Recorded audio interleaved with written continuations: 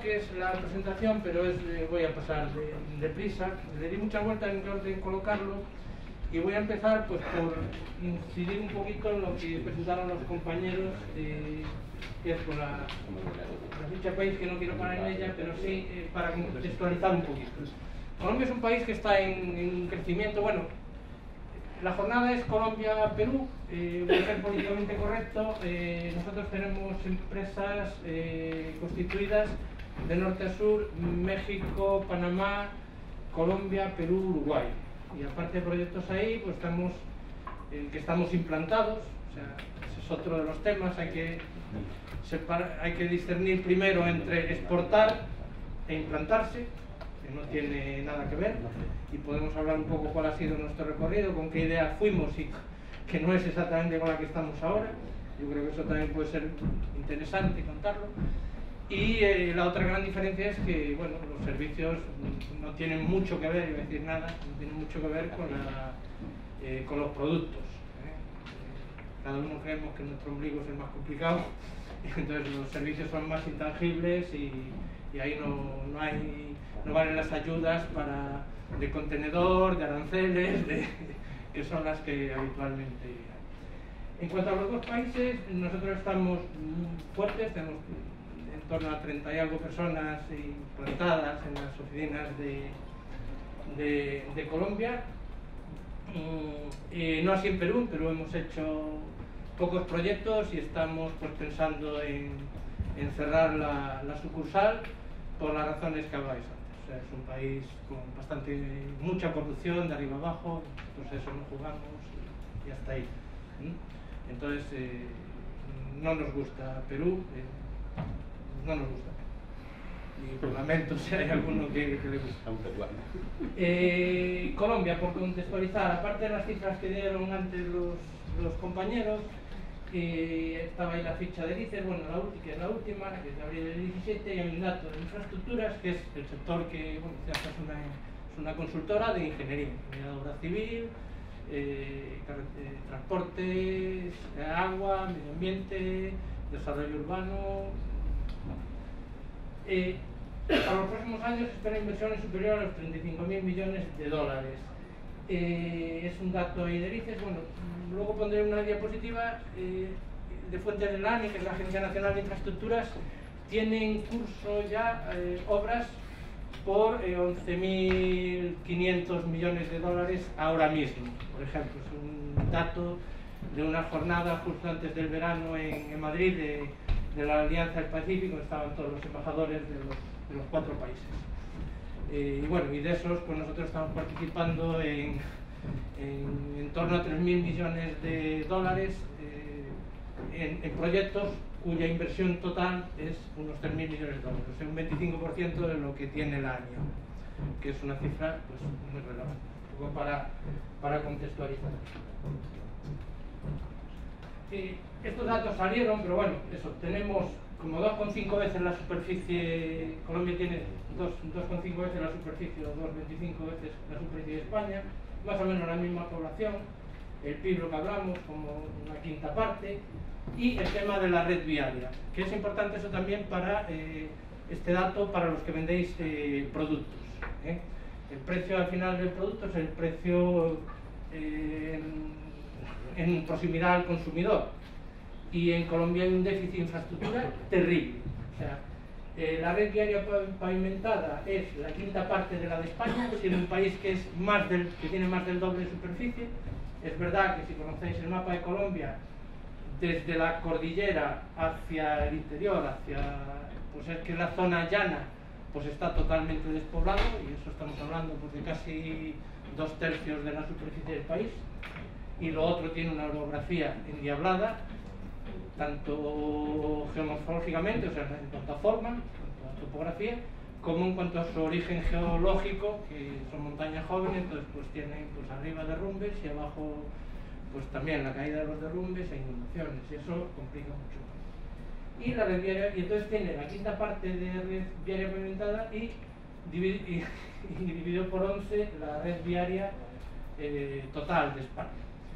está en índices por debajo de países mucho más subdesarrollados de Latinoamérica, como incluso pues, Bolivia, está a esos niveles. ¿Algún dato? Bueno, nosotros estamos haciendo estructuración de proyectos, que luego si hay tiempo pues contaré lo que es una figura novedosa, en colaboración público-privada, y en los análisis de tráfico que hemos hecho de las vías que nos ha tocado estudiar y diseñar, nos hemos encontrado con índices medios de tráfico pesado, o sea, el número de camiones con porcentajes cercanos al 50%. Esto no os dirá nada, pero aquí una carretera que vaya a un puerto que tenga mucho camión, es raro que llegue a un 20%. Y las carreteras normales pues andan en el 10, 12%. ¿Eso qué quiere decir? Pues que no se utiliza la carretera. Entonces los que vendéis productos, bueno, hay un dicho allí que es lo primero que te cuentan, que es que el precio de un contenedor de China, que es lo más lejano que podría haber, Australia, al puerto de Buenaventura, que es el puerto de Bogotá, que está a 300 kilómetros, cuesta menos que de Buenaventura a Bogotá. Entonces, la carretera no se utiliza por el turismo, por los coches, solo por los camiones. Y el tráfico de agitación no de ir a la ciudad siguiente, sino de ir de pueblito a pueblito. O sea, Cali, Medellín, que están a 250 kilómetros, nadie los hace en carretera. Todos los hacemos es subir en el avión y bajar, pero bueno, es así. Entonces la red viaria es muy deficiente. Los que tengáis curiosidad, poner en YouTube Tractomuras Colombia y os salen infinidad de vídeos de carreteras infernales como las del Tour, pero mucho peores, con unos tremendos camiones, con los que están sacando, por ejemplo, materia prima y hasta el crudo, sacando el crudo en tractomulas, o sea, el petróleo en tractomulas, en camiones articulados con cubas. O sea, algo... sobre el dato de la inversión, tenía aquí unas notas, por ejemplo, para contextualizar estos 35.000 millones de dólares. En el periodo de la bonanza española, 2000-2010, en los años que más se invirtió en vías interurbanas, en España se invirtió de 5 a 9.000 millones de euros por año, en los años máximos, o sea, en comparación con los 35.000 para unos años ya.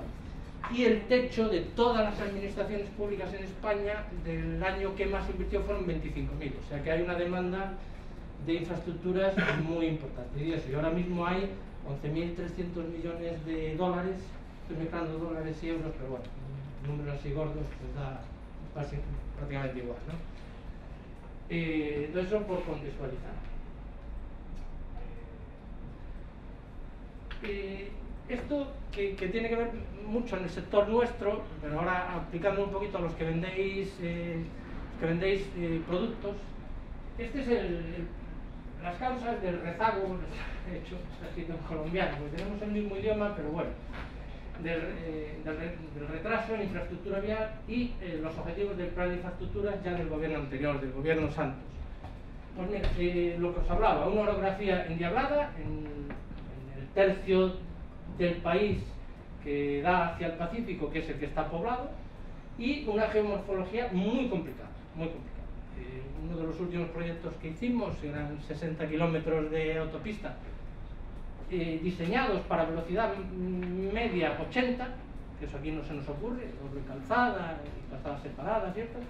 Pues estábamos hablando que en 60 kilómetros teníamos 12 kilómetros de túneles de doble boca y me parece que eran cerca de 6 kilómetros de viaductos. O sea, pues como Pedrafita, pero peor.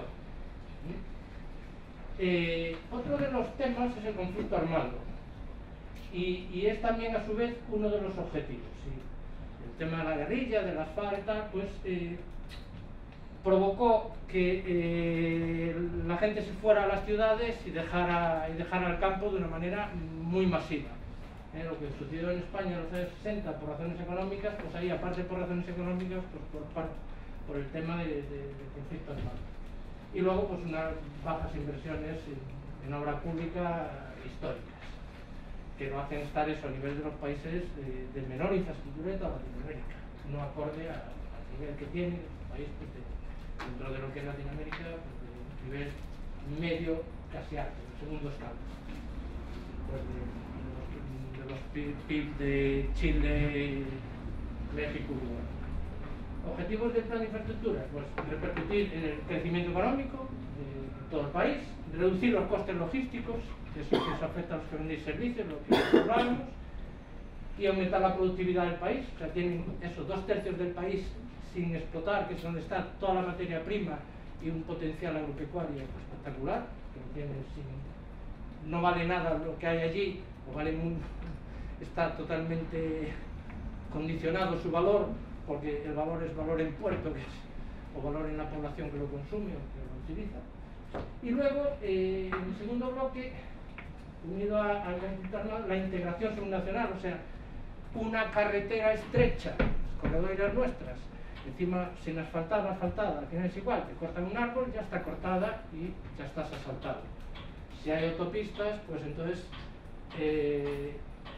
la integración se refiere a eso, a dar más seguridad y a que haya también, y aparte que haya pues movilidad entre ciudades y entre centros de consumo y centros de producción, crecimiento de la economía rural y mejora la presencia del Estado en el territorio. Es decir, interrumpirme de verdad porque si no tenéis un rollo. Entonces, el plan de infraestructuras, para acabar, porque como anda del sector, pues voy a ser rápido, tenía esas claves: control del conflicto armado, por lo que os he dicho. Lo hicieron de una manera muy economista, se fijaron objetivos y con una planificación de Estado que da envidia de verdad, de lo bien que se hizo. Luego ya llevarlo a la práctica, evidentemente, pues hay muchas chinitas por el camino, pero tenía muy claro que la economía no podía crecer si no resolvían los problemas de la infraestructura, y a partir de ahí fueron bajando cascada. ¿Qué tengo que hacer para mejorar mi infraestructura? Entonces, esas eran las claves: el control del conflicto armado, los cambios legislativos. Entonces se hicieron 2 leyes fundamentales, una ley de APPs. Esto de la APP, de la asociación público-privada, es muy controvertido. Hay gente que allí y aquí que lo critica, y yo ni lo critico ni lo defiendo. Hoy en día nadie de los que, bueno, casi nadie se compra su casa así a tocateja. O sea, necesitamos vivir, no tenemos dinero, nos hipotecamos. Bueno, pues sí. Necesita infraestructuras, no tiene dinero, se hipoteca. Y no hay otra forma de hacerlo. ¿Sale más caro al final? Claro, pues como cuando nos compramos la casa. ¿Es discutible? Yo creo que no. ¿La sociedad puede esperar a tener dinero para arreglar esa infraestructura?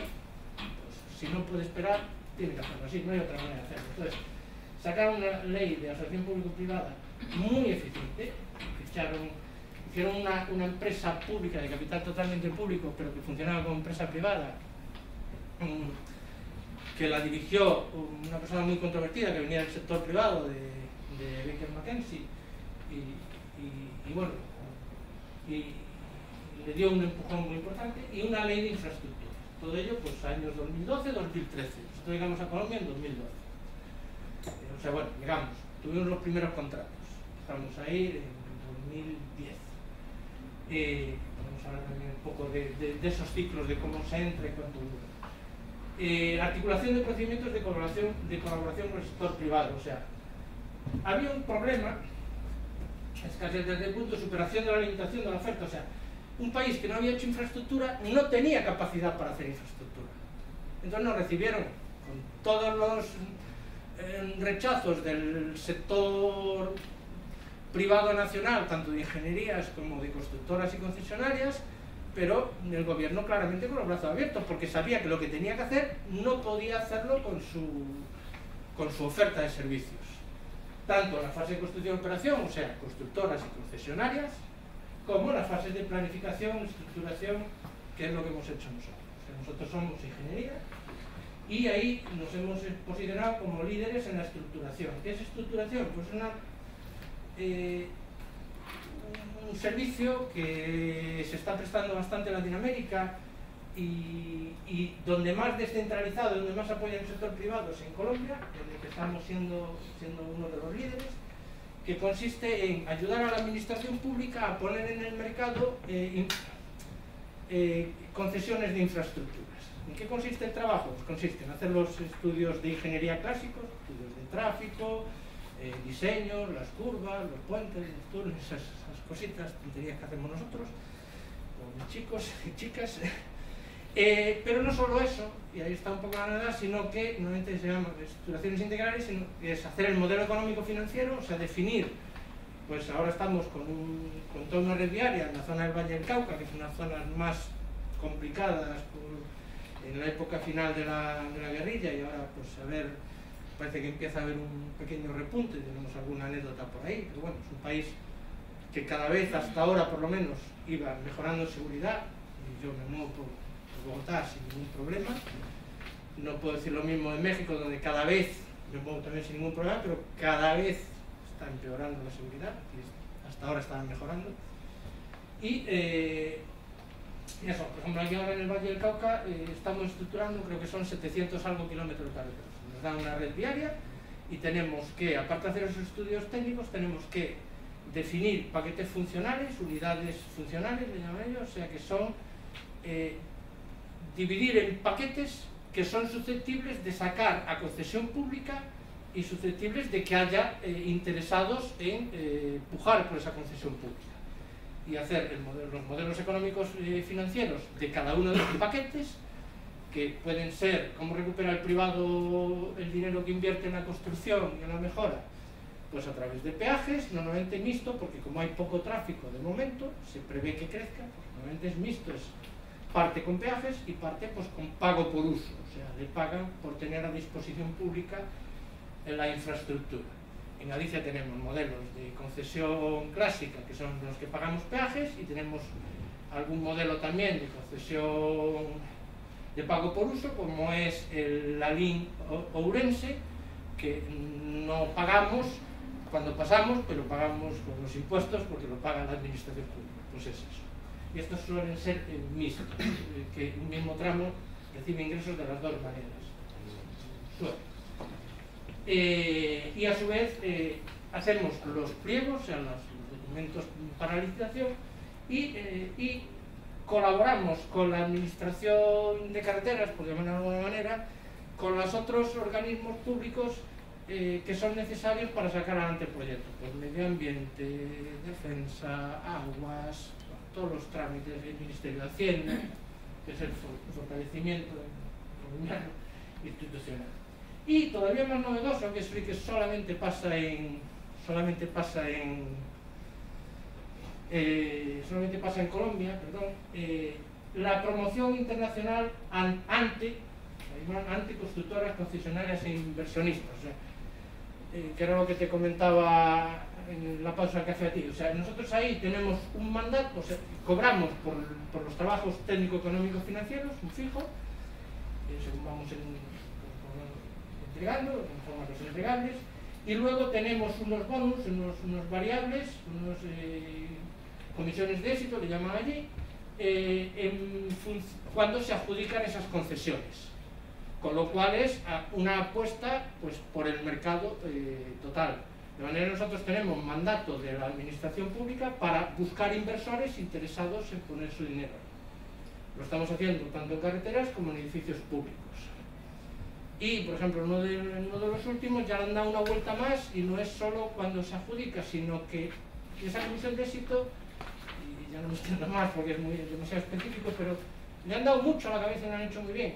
Pues es mayor cuanto mayor sea el número de licitadores que se presentan a esa concesión. ¿Por qué? Porque cuanto más licitador se presente, se entiende que mejor será la oferta final que tenga la administración pública. Entonces eso nos obliga a buscar licitadores, o sea, inversores interesados, y cuantos más mejor, porque vamos a cobrar más.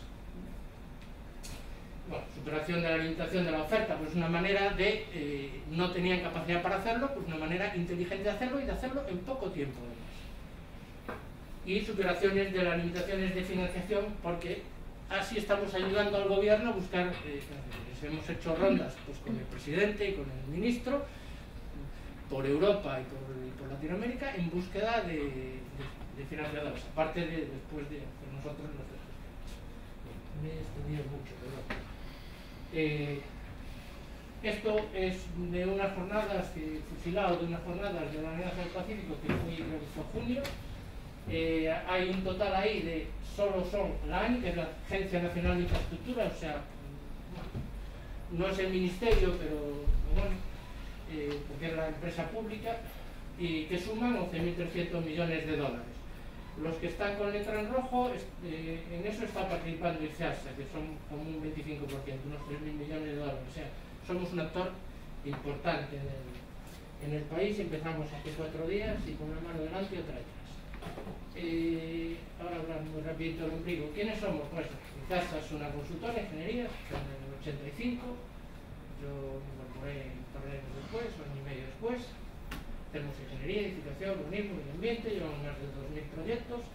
Fuera, tenemos luego ya más de 150 proyectos, principalmente en Latinoamérica, más de 800 clientes, con todas las certificaciones, hacemos todo ese tipo de cosas,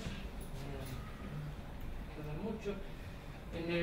Todo a lo largo del ciclo del proyecto, esto sí, pues aprovecho aquí para venderme un poco, con perdón y rápido. Hoy en día, más importante que el proyecto, ese es el cambio de concepto que a mí que yo he pretendido dar a la ingeniería desde que soy director, es somos una empresa de servicio.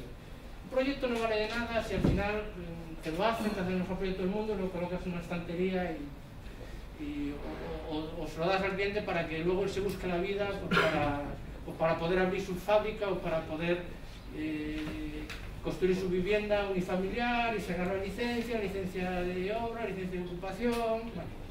Entonces, eso es lo que pretendemos contar tanto para el cliente privado como para el cliente público, todo a lo largo del ciclo de vida del proyecto. O sea, nosotros desde ayudarle en la búsqueda de suelo hasta hacerle el proyecto adecuado para sus instalaciones, lo que queráis montar, fábricas o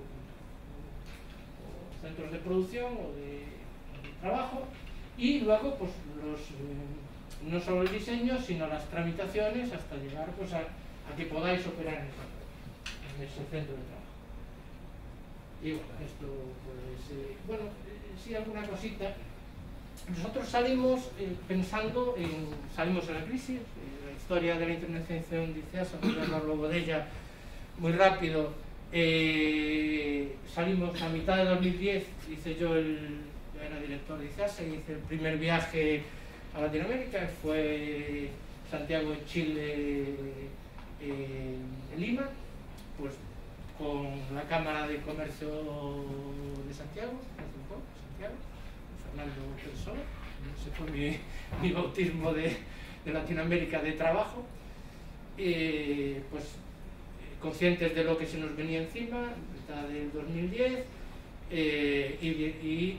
sin saber pues nada. Habíamos hecho un plan estratégico interno, habíamos pensado primero, pues empiezas a decir, bueno, pues ¿en dónde? Pues Latinoamérica, pues no solo el tema idioma, sino afinidad cultural, si entre españoles tenemos diferencias culturales, yo no hablo de las otras, un extremeño, un gallego, pues imaginaros, ya no entre Colombia y Perú, sino pues dentro de Colombia tiene que ver un paisa con uno del Caribe, con uno de la frontera sur, o México, no hablemos.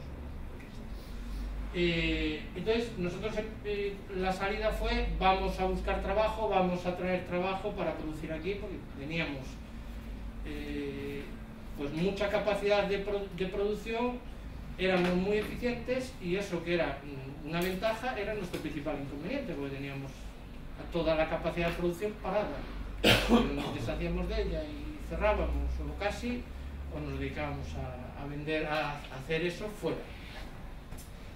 Esa fue la primera idea. Entonces empezamos pues, a mirar, bueno, nos hablaban de 2-3 años hasta el primer contrato. Nosotros salimos, primer viaje, junio del 2010 y primeros 2 contratos con el Banco Interamericano de Desarrollo en Nicaragua para hacer 120 kilómetros de carreteras 3 más 3 proyectos, o sea, 6 proyectos en 2 contratos, sobre 120 kilómetros de carreteras rurales en Nicaragua.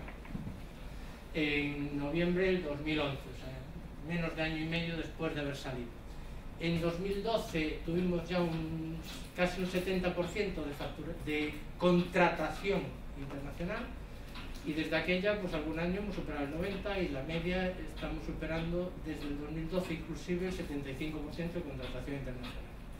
Entonces ahí sí que, bueno, pues un caso de éxito fuera y de demérito de lo que hay aquí. Y eso, en principio nosotros, la idea era, vamos a captar proyectos y vamos a traerlos para la fábrica. Bueno, pues eso, lo que os decía antes a los que vendéis servicios, sí, pero, o sea, se requiere presencia local. Ahora mismo, esa es la diferencia entre exportar e implantarte. Nosotros ahora mismo estamos apostando por la implantación, lo que surgió como una necesidad puntual, tenemos claro que es nuestro futuro, y nosotros, después del esfuerzo hecho, lo que no queremos es dar un paso atrás. Las oficinas son estables y con voluntad de permanencia, salvo el caso de Perú, que posiblemente no. Y ya tenemos más personal local que español, o sea, lo que se llama la localización, ¿no? O sea, aprovechar esa experiencia internacional que tenemos y con el conocimiento local. Tenemos en todos los sitios pues ingenieros locales que nos ayudan a entender esas cosas, aparte del tema socio. O sea, los primeros viajes, esto es otro consejo general también, pero es que permiso me permito daros. Yo dedicaba en los viajes más tiempo a conocer el sector y a buscar potenciales socios que a buscar potenciales clientes. Tiene que ir de la mano, o sea, no vayáis como Quijotes, no, y ir con mucha humildad. O sea, hay que conocer el sector y buscar el socio adecuado. ¿Y os vais a equivocar? Sí. ¿Nosotros nos hemos equivocado? Sí. Hemos tenido más aciertos que equivocaciones y luego seleccionas. Nosotros lo que sí hicimos, es otro tema, lo que comentabas, es por el tema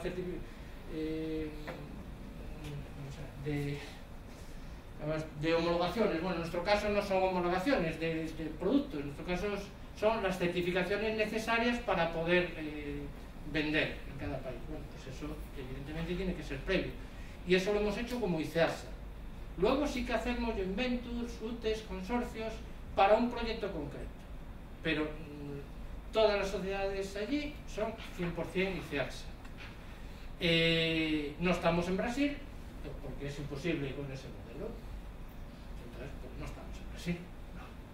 Que fue otro de los sitios donde del análisis macro inicial y análisis sectorial inicial del plan de negocio que hicimos, luego la vida, cuando aterrizas allí y ves, pues tomas, pues reconduces el rumbo. Equipos multidisciplinares y bueno, y sobre todo la conciencia de prestación de servicio integrado, o sea, lo que os decía antes, o sea, al final el cliente no quiere un proyecto, no quiere unos papeles, quiere resolver un problema, y eso es lo que tenemos que tener claro. Estáis muy callados. Bueno, estos son los datos de lo que somos y pues eso, de cosas que hacemos. Nuestro proceso de internalización. Con estas dos diapositivas os cuento todo y está muy clarito, como dijo un político, porque aquí pasó lo que pasó, o aquí pasó lo que pasó, ¿no? En la línea amarilla están dos escalas diferentes. Está la licitación de oficial de ingeniería civil de todas las administraciones públicas. En 3 años se divide por 3, por más de por 3. En 4 se divide por 5 y luego encefalograma plano. Abajo, en otra escala, la contratación, no la cifra de negocio, la contratación, dice así. En el color verde, amarillo, lo que sea, la nacional, que es sensiblemente paralela a la amarilla, y estaríamos ahí, en el encefalograma plano. Hay aquí unas puntas que son contratos porque es contratación, no es cifra de negocio, que son contratos plurianuales que consigues, entonces el año que contratas, un contrato de 4 años, pues te sube un poco el pico, pero veis que si hacéis un envolvente, la línea amarilla y los verdes amarillos estos sería paralelo. Entonces, si no nos hubiéramos internacionalizado, está claro dónde estaríamos. Y eso lo vimos justo a tiempo. Y esta es pues parecida.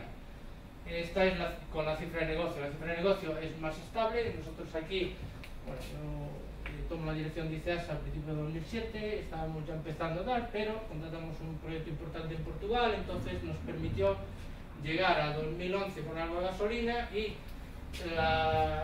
el valle que veíais en la contratación, en la cifra de negocio ya no fue tal, gracias pues a esa contratación. Entonces enseñas esto y no hay nada más que explicar de qué es lo que pasó en este país. ¿Dónde estamos en 2011 ahora? Pues estamos en el entorno de 150 proyectos internacionales en 14 países y más del 75% de la contratación acumulada pues está fuera. Y aquí en España seguimos produciendo algo más del 50%, o sea, todavía nos tenemos trabajo para aquí. La verdad es que cada vez menos, porque luego es muy complicado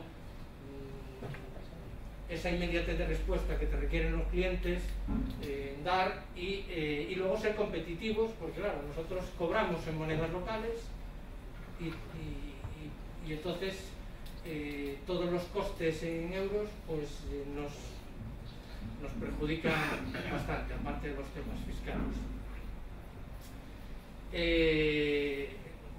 Número de cliente privado, cliente público y en clientes internacionales pues estamos también un poco por ahí. Y bueno, y un dato del que yo me siento muy orgulloso, que es que los clientes los digo primeros clientes de ICEASA, pues el 90% ha repetido, eso quiere decir que no haremos muy mal, y fuera que estamos captando nuevos clientes, ya tenemos un 56% de clientes internacionales que repiten, lo cual, bueno, pues creo que es no solo, para mí esto es más importante que los sellos de calidad y tal que hablamos antes, que hay que tenerlos también. ¿Pasa? Aquí ya había poco. Ya estoy acabando. Bueno, era una fichita ahí. ¿Lo puedes colocar? Porque no es la penúltima. Si no, si te la abre. Bueno, la última era un poquito que hemos hecho en Colombia. Pues en Colombia tenemos en torno a 50 proyectos y estamos trabajando pues con todas las constructoras españolas, con varias constructoras y concesionarias colombianas y con las empresas públicas del país. Y lo que más estamos haciendo es estructuración de proyectos. En eso era la figura que os contaba antes. Somos líderes y en este mapita que lo veréis, pues los puntitos están todos donde están los proyectos y en la otra mitad del país o 2/3 del país pues está bastante vacío y es en lo que hay que intervenir. Y bueno, ese es un poquito mi rollo sobre Colombia. ¿Alguna cosita de lo que hablaba Pablo que fui tomando nota y de las que no interrumpí antes? Pues después de ese plan de negocio que evidentemente hay que hacer, porque si no reunirán en las cámaras de comercio, en Zona Franca, en Confederación de Empresarios y tal, y hay que hacerlo, ¿verdad? Pero planificar vale para replanificar y luego hay que pisar terreno y hay que ver como muchas cosas que seguro que no se han tenido en cuenta. Lo que os hablaba de clientes y socios, o sea, es casi tan importante o sin casi una cosa como la otra, y el entender las formas de ser y de hacer, o sea, son países muy diferentes a pesar de la afinidad cultural, muy diferente. Las ferias y misiones que también salió, hay que prepararlas evidentemente, o sea, cuando vas a Puerta Fría o vas a una feria, tú tienes que saber con quién, tienes que ver los listados, tienes que ver con quién te vas a encontrar, qué le puedes vender a cada uno, no puedes soltar, tendremos temas pues, bastante dispares, pues tienes que concentrar en qué tienes que ir. Y luego es una carrera de fondo, tienes que conocer el sector, y yo creo que nosotros hemos tenido suerte relativamente pronto, y eso, antes de año y medio eso era la diapositiva que saltaba. Sí, pero eso fue año y medio. Normalmente todos habláis de 2-3 años desde que se sale hasta el primer contrato, creo, ¿no? Bueno. Y luego las diferencias de exportación versus implantación, que no tiene nada que ver, y exportación de bienes, exportación de servicios. Lo de la transparencia, que sí que ya lo comentamos, en Colombia es total, por lo menos en licitaciones públicas a nivel nacional. Y nada más, por mi parte. No sé si tenéis alguna duda, muy embalado, no se deja hablar. Solo una preguntita directa con la empresa. ¿Los proyectos de la empresa son solamente viales, o sea, proyectos viales, o también tienen proyectos habitacionales, algo así? También. A ver, nosotros en España hemos hecho de todo. Lo que pasa es que hay unas cosas que nos ha sido más fácil internacionalizar y otras menos, y en unos países, entonces yo creo que eso es interesante. Nosotros empezamos, ¿qué hacemos nosotros? Pasé a hablar de mi ombligo muy rápido. O sea, nosotros hacemos proyectos de ingeniería civil, carreteras, ferrocarriles, puentes, puertos deportivos, ¿vale? Urbanizaciones de viviendas, polígonos industriales. Hemos trabajado para Zona Franca, pues bastante. Hemos hecho unas 40 naves que hay aquí que tienen una certificación medioambiental BRIM, que fueron las primeras de España con certificado ambiental. Hemos hecho desarrollos de suelo, hemos hecho planes generales, hace muchos años que los hemos dejado de hacer, pero hacemos mucho desarrollo de suelo, tanto residencial como industrial o terciario, o sea, planes espaciales, planes sectoriales. Hemos hecho project management de vivienda para el sector privado, haciendo de project management, tanto proyectos como luego la supervisión de las obras, como ayudándole en la contratación, buscando constructoras y viendo que no haya desviaciones en calidad ni en costes ni en plazos, ingeniería del agua, medioambiental, energía, o sea, somos generalistas. En cada país hacemos más unas cosas que otras, aunque ya vamos corrigiendo. En Colombia empezamos con un proyecto que éramos varios socios, pues de estructuración, acabaron siendo 800 y algo kilómetros de carreteras para FONADE, el Fondo Nacional de Desarrollo Económico, y entonces se nos etiquetó como ustedes hacen carreteras muy bien. En Panamá empezamos haciendo un proyecto de 1,5 millones de euros, que para proyecto es mucho, pues al final como 200 millones de inversión en alcantarillado y acueductos que llaman allí, o sea, y abastecimiento de agua, o sea, traída de agua, en Ciudad de Panamá, y es que ustedes son expertos en ingeniería del agua. En cada país hemos empezado con una cosa. En Colombia ahora seguimos en Colombia, o sea, podemos hacer todo, pero tenemos más experiencia en carreteras, en aguas y en edificación. Sobre todo hemos estructurado, bajo el modelo ese que contaba para las carreteras, hemos estructurado Ciudad CAN, no sé si te suena, es Ciudad Administrativa Nacional, que es un edificio para los nuevos ministerios, que parece que el gobierno de Duque lo está parando, no sé si irá para adelante, y estamos ahora contratados por el IDU, el Instituto de Desarrollo Urbano de Bogotá, para un tema muy novedoso y que tenemos que acabarlo este año porque hay elecciones y hay que acabarlo, que es poner en valor un distrito deprimido de Ciudad de Bogotá, que su nombre oficial ya dice cómo es, que es el Bronx. Es una zona totalmente deprimida de Ciudad de Panamá, de Bogotá, que tiene unos edificios muy interesantes, y nuestro objetivo ahí es hacer unos estudios previos de arquitectura, decir qué es lo que hay que hacer, y unos modelos económico-financieros para meter dinero público y privado para revitalizar esa zona para TICs y y para el sector creativo, pues audiovisuales, videojuegos, etc. En cuanto a clientes, pues empezamos siendo contratados por organismos multilaterales. Nosotros creíamos que nosotros antes trabajábamos para las grandes constructoras españolas y gallegas. Y dijimos, bueno, al ir allí nos llamarán igual que nos llaman aquí. Pues no. Muy amable, pero no nos contrataban. Los primeros contratos fueron multilaterales, o sea, Mundial, Banco Interamericano de Desarrollo, Corporación de Fomento, tal.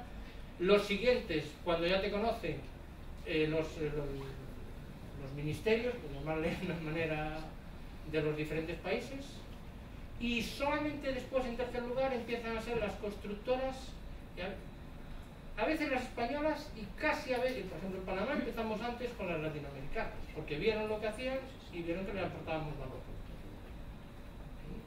Entonces fue una evolución también muy significativa, que a veces se decir siempre en internacionalización, de ir de la mano de la empresa grande que está hace de tractora, pero en nuestro caso no funcionó así. Creo que es atípico, pero no funcionó así. Fue al revés. Acabamos siendo casi nosotros tractores de las constructoras y concesionarias y de los fondos de inversión, que como tenemos esos mandatos, nos vienen a llamar a la puerta, de oye, ¿qué hay? ¿Qué tenemos? ¿Qué me puedes contar? ¿Hasta dónde me puedes contar? Y luego cuando acabamos trabajando con ellos.